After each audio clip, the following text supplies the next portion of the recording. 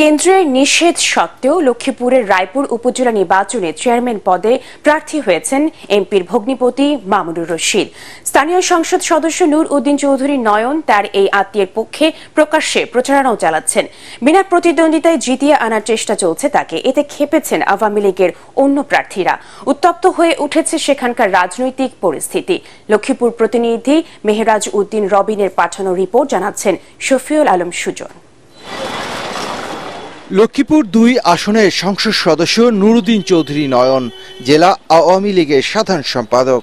তার ভগ্নিপতি মামুনুর রশিদ রায়পুর উপজেলা আওয়ামী লীগের সভাপতি। দলের গুরুত্বপূর্ণ আরও কয়েকটি পদে আছেন তার স্বজন ঘনিষ্ঠজনরা। সম্প্রতি দলের বর্ধিত সভায় উপজেলা নির্বাচন নিয়ে এই এমপির ভূমিকা ও অবস্থানে ক্ষুব্ধ আওয়ামী লীগ নেতারা। তাকে এলাকা থেকে বিতাড়িত করার ঘোষণাও দিয়েছেন তারা।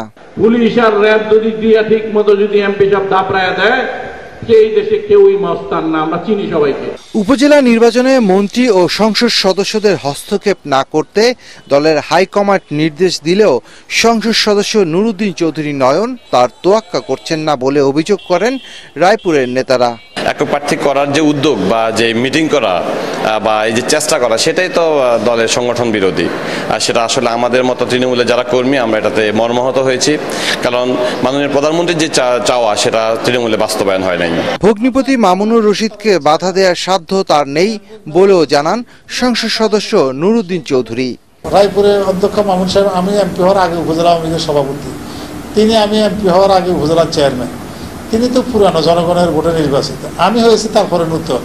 আমি নূতন মানুষ পুরানকে বাদ দিব কিভাবে? লক্ষ্মীপুর এ উপজেলায় ভোট গ্রহণ হবে ২১ মে।